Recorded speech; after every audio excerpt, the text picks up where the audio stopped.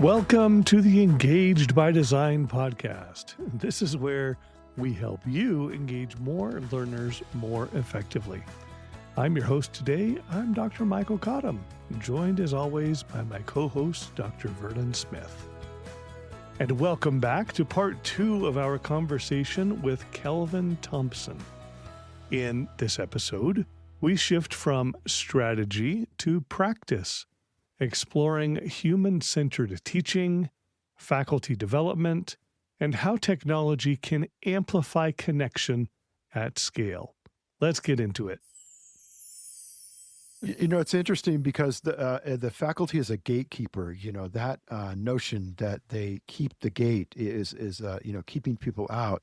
Mm-hmm. It's a very different idea of the faculty being the door opener, right? Yes, that's right. The facilitator. Yeah. Of opening the door and into a community that you now have access to, because primarily in the work that you do, you're increasing access to knowledge and communication. Let's hope so. By you're increasing the access, you're increasing the quality, and in many ways, you're trying to find efficiencies to drive down that cost as well. That's right. That's right. No, that's exactly right. I mean, I think it's I like the way you framed that, door opener versus door keeper closer.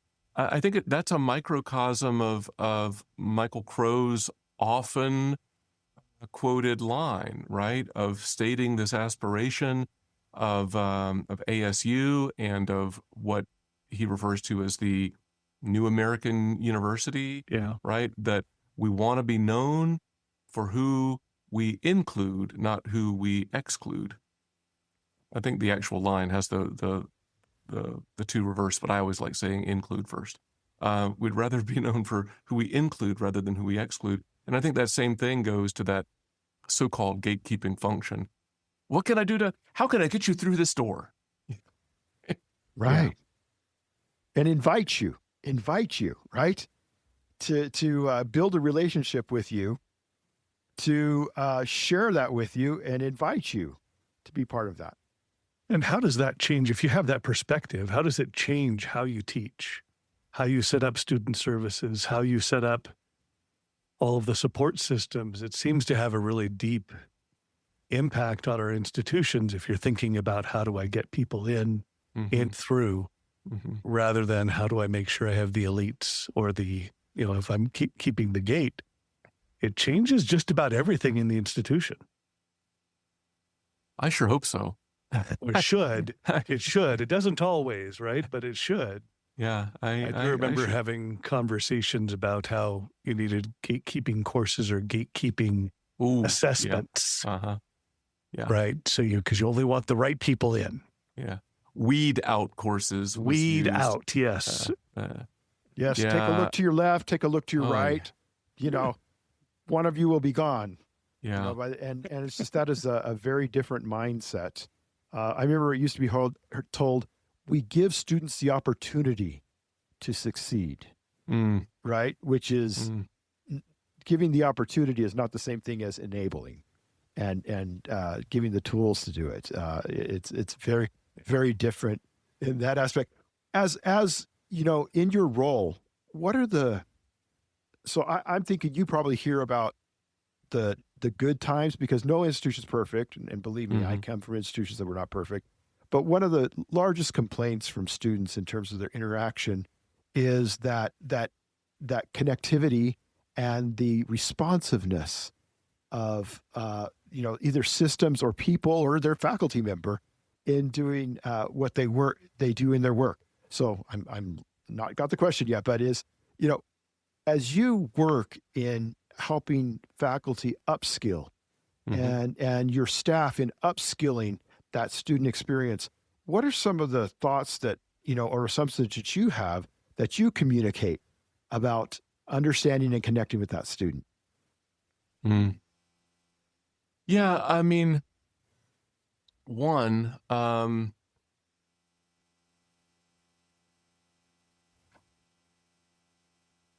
I think that so very many faculty are working hard in pursuit of helping their students learn best they can every day. I think that there are a lot of factors that turn out to be forces that get in the way of that. Workload, competing priorities. We had Casey Green on our podcast some years ago. Casey, sort of famous for the campus computing project and so forth, involved in this provost, I forget what it was called, but sort of like a leadership academy for like digital learning through maybe the Gates Foundation or something. Casey, he didn't have like an eloquent turn of phrase, but he talked about structures, the importance of structures, that if we were really going to be serious about teaching as a priority, that it would shape things like recognition and reward structures. Yeah. And I think that's really important. So I'm just going to say, I'm not one to, I worry that sometimes I can come across this way. It's not my intention. I'm a big fan of faculty. I am when I was in K-12, I'm like, and I'm sure there's people who would be aghast at this, but I know firsthand some of the hardest working people on the planet are classroom teachers. I know that first and second hand. And there's the job is very different, but there is a sense in which that is true to an extent of our teaching faculty as well. There's a lot of forces arrayed against. And so, but I am a big proponent of if there's a non-zero impact that teaching has on learning and student success, can we optimize that? And so you use the word upskilling. Can we grow? Our president was at a teaching recognition event, I guess a week ago, and he made this comment that teaching, I won't say it as eloquently as he, but teaching is a practice that can be improved, learned and improved. And he talked about his background as a dentist and as an orthodontist, and that they're always trying to grow and learn new skills and adapt. And and I'm taking all this time to say all this stuff to really counter what I think is sometimes a knee-jerk reaction in the context of faculty and teaching, that you hear upskilling. Oh, you must not have a very high view of faculty then. No, that's not the case at all. No, that's not the case at all. It's just there's so much working against us that we want to be able to make things better and better and better and better and better for our students. But that means having a growth mindset. It means being willing to be a learner. One of my favorite not quotes is a paraphrase of a quote from the philosopher Eric Hoffer. I used to have it in my email signature line for a couple of decades. In times of change, learners inherit the earth, while the learned find themselves beautifully equipped to deal with a world that no longer exists. And we have to be learners, right? Yes. I mean, we have to learn and adapt. And so I think all of that starts from recognizing what faculty are already doing well and doing a lot of. We had at this recognition event last week, we have a student team around a media function, the digital media suite, who they went out, they're based in the library, they went out into the stacks and just grabbed peer students and asked them to, on camera, on mic, to speak about an instructor who had made a difference for them. And then the students edited this and this video, and it's like maybe 4 minutes. And I mean, it's the most real thing I've seen lately, right?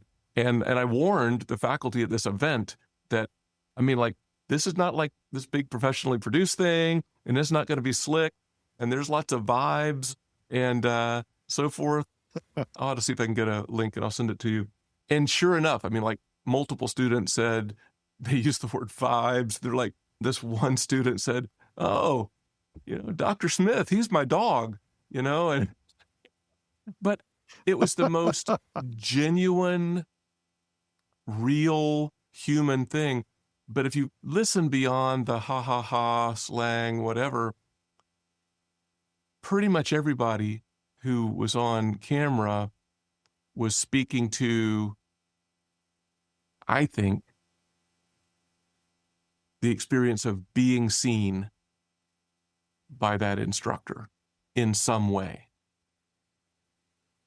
And that is so fundamental. Yeah. That is so fundamental. And I don't know how to upskill that, right? All I can do is keep shining a light on the importance of our humanity, our shared humanity, our cultivation of the human, a time when probably the humanities are maybe more important than ever as a vehicle for cultivating, and then living that out in human connection in our teaching and learning settings. There's other stuff, of course, right? The course design and the teaching practice and dealing with generative AI, and do you do online or do you not? But if there's any skill, quote unquote, or attribute or affordance or function that's maybe more important than any other one, it's that human element. That's what sticks. I'd ask you, Kelvin, can you name that one, it might be two, faculty members that saw you as a student? Mm-hmm. Yeah, of course. I mean, I've been fortunate, I can think of several, and I think, they were all very different, and, their personas were different, and my relationship with this one was different than that one. But time, seeing some kind of connection, some kind of moment at just the right time makes all the difference. Oh, yeah. I'm 100% with you, because I think, especially in terms of that human connection, you know it when you see it, and you know it when you've experienced it, and your mind can recall it because it's wired not only to your cognitive portion, it's wired to your emotional aspects and your affective state as well. Yeah. Now, you mentioned it a little bit earlier when you talked about the podcast, having, folks on the podcast. You had, like I call the exemplary podcast, the top teaching online podcast for many years. Talk a little bit about what got in, how did that start? Whose crazy lame brain idea was this? No, it's actually a wonderful idea. But, it wasn't, I'm sure it wasn't part of like what your regular gig was. This was something, they did. Talk a little bit about that history for us. Yeah. I mean, I think, so my co-host Tom Cavanaugh and I think both were listening to podcasts, and we were, as I recall, would both like, hey, I heard so-and-so on this podcast, and, have you listened to that podcast? We would have these little, recommended podcast things. And somewhere in there, I kind of have this faint glimmer of a memory of a particular room where I think I was standing and he was sitting, and I think one of us said, I mean, we could probably do that. I know Tom with says great confidence. that, yes, Tom said that, has said that, oh, we were looking for a podcast like the one that we ended up creating, and we created it because we couldn't find one. That may be true. I don't dispute it. I just don't have a real crystal clear memory of like seeking out the podcast, not finding it. And I just remember this period of time where we were listening to podcasts, talking about podcasts, and thinking, well, I think we've probably got something to say. I'd like to try to say it. And so we started doing that. We were in like kind of development mode for a while. We were kind of talking about it for a while, and we talked to people who were doing something. We had a faculty member who was doing some podcasting with graduate students and doing oral history stuff. And I remember going to the bookstore cafe on campus and talking to him. And I remember I'm writing down notes, and Tom and I would talk. And I remember the moment that I think our guest had left, and I'm like, well, I guess we could do this and we could do that. And Tom's like, I don't know, man. This thing, we're talking like radio production segments. I mean, we're not going to be able to do that. And this is I think one of Tom's strengths is, and I don't know if he has to be exasperated for it to happen or not, but I've watched him a handful of times just kind of like, how about we just do this? And it ends up being a good call. He said, how about we just go into the recording booth? He knew that I would bring around a thermos of coffee now again and share it. I was kind of like the local coffee guy. Why don't you bring a thermos of coffee? We'll sit down across the table. We'll just have a conversation. I'm like, I mean, dude, you're the boss, but I don't think anybody's going to listen to that. Guess what? Yeah.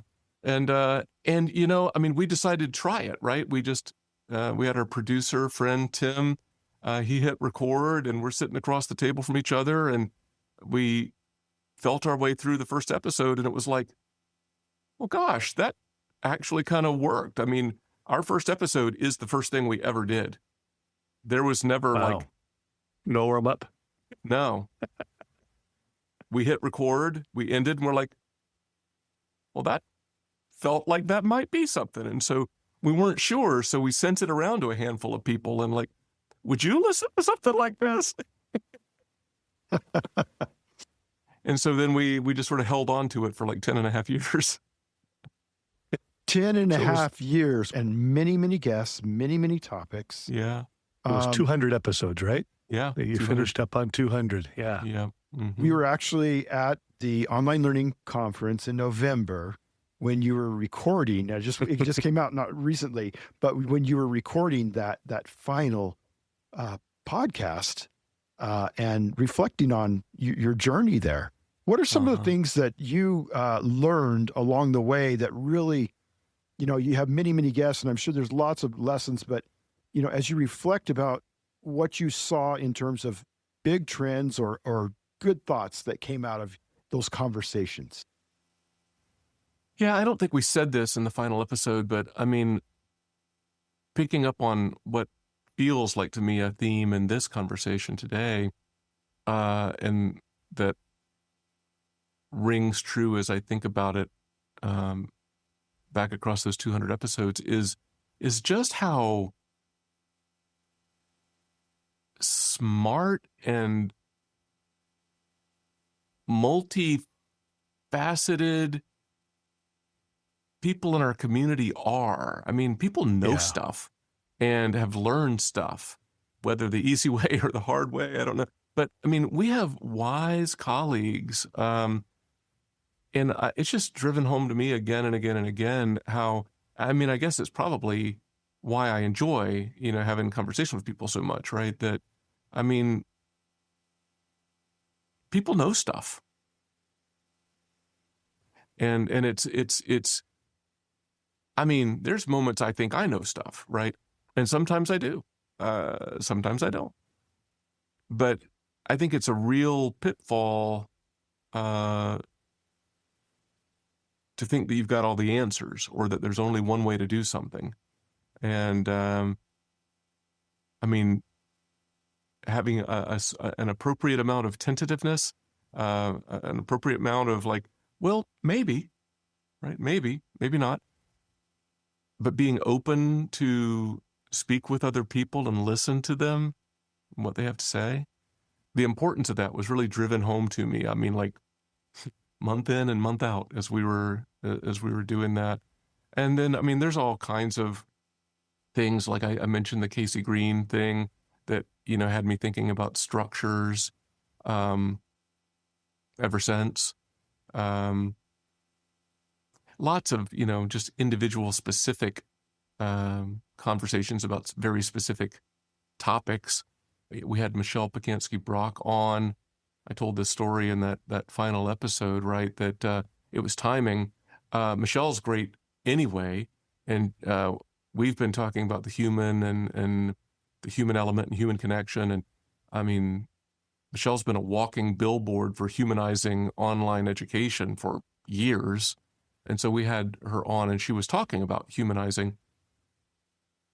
And we recorded that before the spike in the pandemic and the world shut down. But we got to it and did our little wraparound recording, because that was our thing for a long time, is we would do a little intro, do the recording, and then we kind of wrap up from it. So we released it. It was our first episode after lockdown, after shutdown. Wow. And we slightly reframed what Michelle had to say about humanizing online learning and remote instruction. And that was a word that people needed. I mean, that, as far as I know, is still the most accessed episode we ever released. Wow. And that really, it just resonated with a lot of folks. Yeah. And of course, the urgency of the environment at the time of emergency remote learning was, it was a very different world. I want to ask this question. Not everyone had a good experience in emergency remote learning. And we're seeing, I had children that were in high school and, at the time, that have gone through. And I worry sometimes that when they or others think about online learning, they go back to that notion of what that emergency remote experience was for them. Are you seeing anything like that in your interactions with students? I know, for example, I have a daughter that, is very anti-AI for things, but I do think it had an impact of living through COVID. Yeah, I personally think this may be too simplistic. I personally think it's not just one thing. I think it bifurcates at least a little bit. I've had personally, just me personally, I've had very few interactions directly with students who tell me we had a podcast episode, I don't remember the number, but you can Google it, that was, the title of it was, I Never Want to Do Online Again. And it was an interview with a high school counselor, maybe in 2021, 2022. And he was talking about engagement with a student in one of those kind of conversations. I've had very few of those, that I never want to do that again. It was a miserable, horrible thing. Although I've certainly spoken with students who online's not their thing. I've personally had more interactions with students who, from whom I hear some affordance that online has for them and why they are continuing to take it. I hear from other people, faculty, staff, community members, that they have heard from their children, their friends, their students, that they had this horrible pandemic experience, never want to do it again. I look at the data, right? And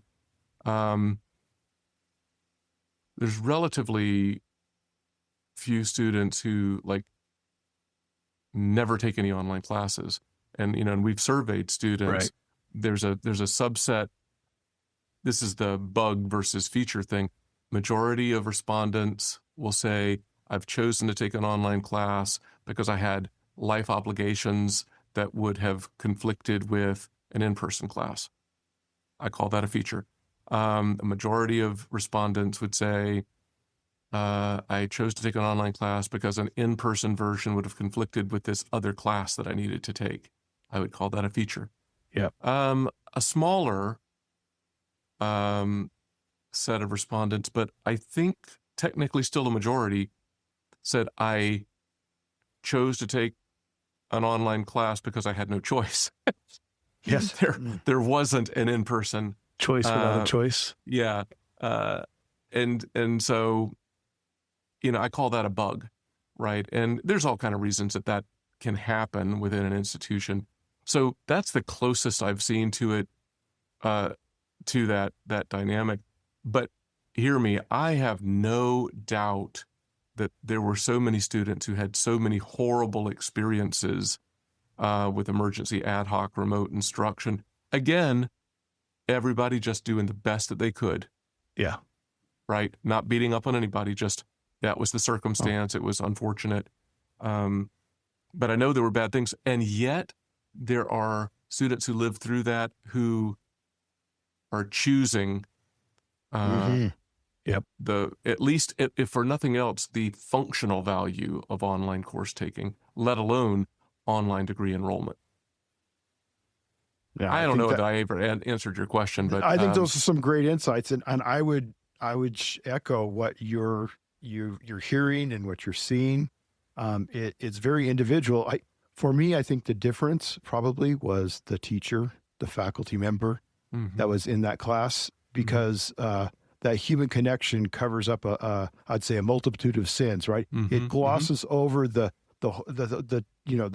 lack of tech knowledge or lack of systems working or all the other things. If there was a real connection there, that teacher did that, then I think it was probably a lifeline for many students. And for me, I personally hope that they will not take that experience that they had then and equate that to what their experience will be with, quality, well-designed, thoughtful courses, that are in the digital realm. Yeah, no, I absolutely. Same thing for faculty. Yeah. Same thing for others who are adjacent. Yeah. Not to confuse one thing with the other. And we want to, to our earlier theme, right? We want to continue to get better. Yeah. Yes. Yeah. Incremental improvement, continuous improvement. That's right. Of what to do. In your, as you oversee a lot of this, I'll call it the traditional teaching and learning center functions, what is your focus over the next year or so as you're looking for ways for your improvement and your institution? What are some of the things that you're looking at? The first word that comes to mind is scale, because I don't think it's any secret. I don't think I'm spilling any beans or tea or whatever people spill these days. I won't say this for anybody else. I'll say it from my observation through the years. One of the biggest criticisms of traditional centers for teaching and learning is that they simply don't scale. You used the word club earlier. There's language, right? Frequent flyers, usual suspects, and taking nothing away, right? Because there's people, presumably, who are committed to continuous improvement that you just talked about. But then I literally had somebody say to me within the last week or two that when I come to things like this, it seems like I see the same people all the time. Warning, warning, warning, warning. And I come from a world, right? I don't come out of a traditional teaching and learning center background. I've got deep respect for such colleagues. Where I came from, I worked closely with colleagues in the teaching and learning center, but I was over in the digital distributed online learning world. And the nature of our work was we were always talking scale. And we're talking earnestly here about how can we better scale those support and preparation and engagement opportunities, how can we better scale those to a wider proportion of our teaching faculty so that the impact is more, impactful? Sure. Have you ever considered a podcast? Yeah, that's right. It's the same 3 people listen to it every time, man. That's right. No, I mean, so that's that's not the only thing, but that's a thing. And trying to also, I think, thread the needle between I'll put it this way, what's the relationship between what some people think of as online education or online programs, online course taking, or what I kind of frame that as like digital learning, and not technology mediated anything, in person or whatever. And sometimes those are 3 distinct entities, movements, groupings, discourse communities, clubs, 3 different things. And I think increasingly I'm trying to help us. I mean, categories are fine for talking about things and thinking about things, but breaking down barriers when they don't make any sense and trying to have a rising tide that lifts all boats. Hence, we talked earlier about the importance of teaching as a student success intervention, no matter what modality, right? But if you're going to be in an online modality, well, there are effective practices, right? Not just in course design and teaching per se, but in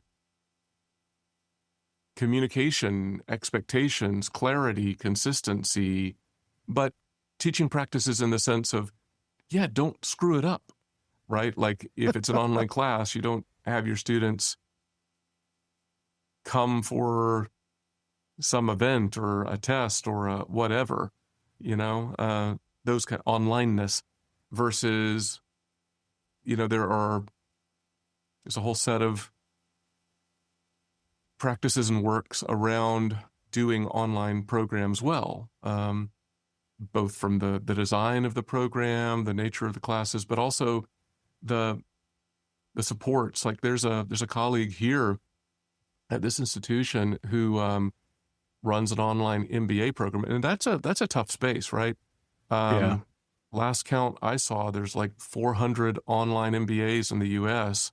That's a tough space, very competitive. But one of the things this colleague, Zach Goldman, does is he works so hard to humanize and add value to this experience of the enrolled students. I see example after example of him, trying to optimize these human connection, human touch points. I saw him in the parking lot one day and he gave me this, you talked about, Louis the Cardinal on my lapel, and he handed me this challenge coin like you would have like in the military, but it was in the shape of the cardinal head, and it on the back, it had some words of aspiration about this identification of being in this cohort of these online MBA students. Who does that? I mean, maybe the more well-traveled among your listeners have seen tons of that effort, but I mean, that's really adding some value, trying to add value, in a real human kind of way. So 3 different things: online degree programs, digital learning, non-digital teaching and learning, traditional teaching and learning. The way that we talk about them makes enemies as much as it does friends, but trying to figure out when it's useful to see those as distinct and how to break down the barriers and work collectively toward, with them all pulling in the same direction. I don't know if any of that made any sense to you, but that's a lot that's in my head. Absolutely. And it seems that the value proposition or the engaging, the hooks that will be for the future take the MBA programs, for example, they're so competitive, but that humanization, that hooking, that connection that goes there, that is when you say, I went to this program, why did you go to this program? An MBA is an MBA is an MBA. It's commodified. No, not the human experience, not the network that you build with those humans that you've connected to during that time. Yeah. No, that's right. And that's not just, I don't know which one to say it's not. That's not, well, I'll tell you what it is. It's both valuable on its own merits, the human, it's the right thing, it's, we need that, it's valuable, but it also helps with market differentiation. That's true.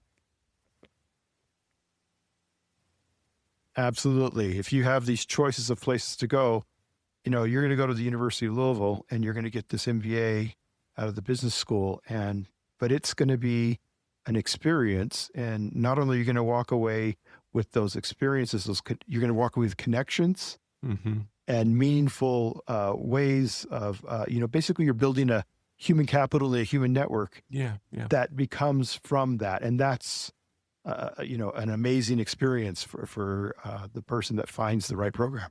Yeah. So I'm going to jump back to the podcast for a second. So I want you to just think on for a second. Is there anything that just, you're drinking your coffee during the podcast and Tom said something or a guest said something and the coffee's just coming out the nose, out the mouth. It just cracked you up or was surprising. Do you recall of any types of moments like that? I mean, I know that we had the moments, and I know at least one. I spilled coffee all over myself in the audio booth. I have to ponder that for a second. I laughed a lot on the podcast, and I don't really know how to fake laugh well. So I mean those were all genuine thing. A colleague, Karen Tinsley Kim, was in charge of making sure that our stuff was captioned well and working out a process, and which was also semi-automated and semi-human done. And I always think of her because I would read those, skim through the transcripts, and sometimes it was helpful. And the number of times it said, Kelvin guffaws. Oh, do I? Yeah, okay. Is that what I do? Okay. I don't know if that's good or bad. So no, I can't point to just one. If something comes to me, I'll tell you. But there were lots of moments of laughter,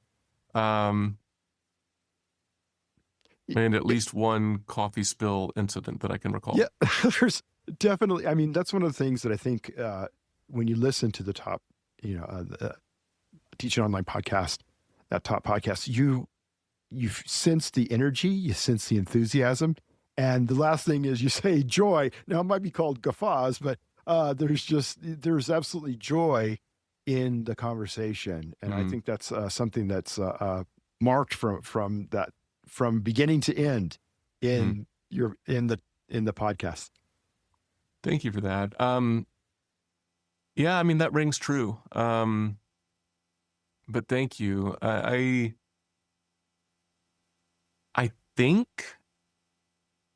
think it comes from, as we've talked about here, tapping into something that really matters to you, and having an honest conversation with a trusted colleague. I think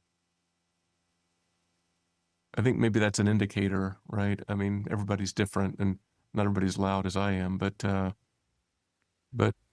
joy and delight are words that we don't use a ton, but boy, we sure do need them. Absolutely. Michael, do you want to give Kelvin our... Yeah. So we've journeyed a long way here and kind of looking forward. We have our tag question at the end. It's how do you engage more learners more effectively? But maybe you take that as a future look. As you move forward in supporting online learning and in learning in general, how do you engage more learners more effectively? Yeah, I mean, the only answer I really know how to give that I think lines up with themes from our conversation today is it's really about human engagement amplified through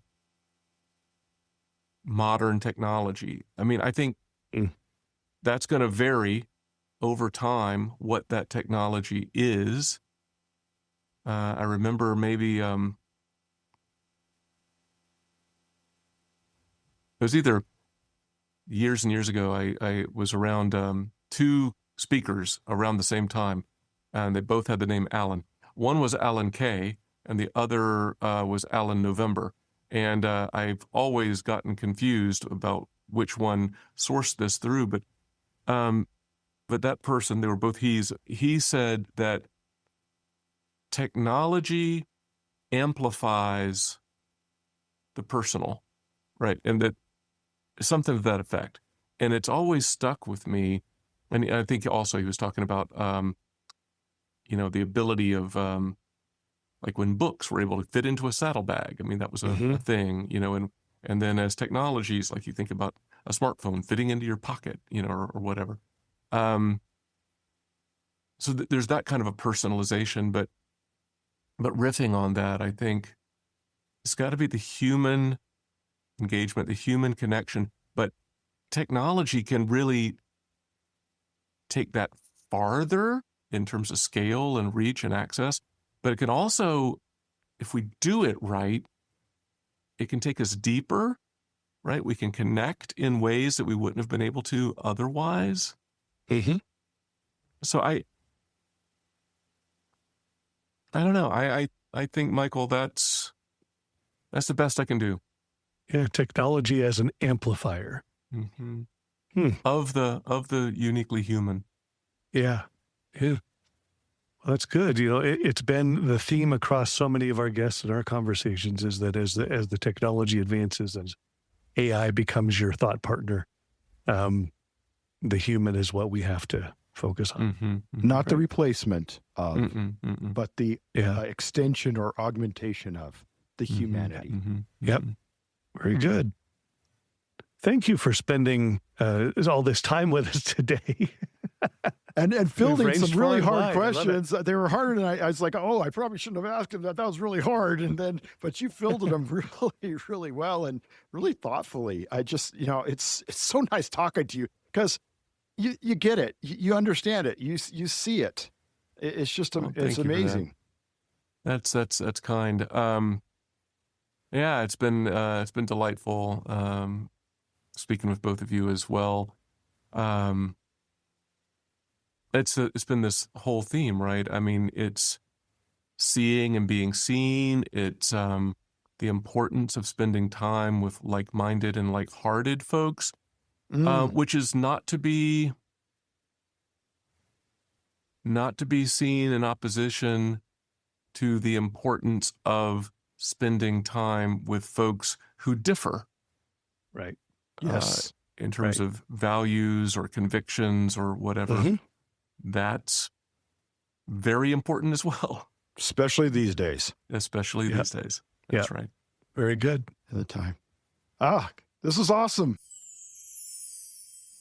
That wraps up our conversation with Kelvin Thompson, and I hope you enjoyed it as much as we did. While technology continues to evolve, it really is the human connection that truly drives learning. So thanks for joining us. If today's conversation gave you a useful takeaway, please follow, subscribe, and share this episode with a colleague. And if you have a moment, A quick rating or review helps more listeners find the show. Until next time, stay engaged by design.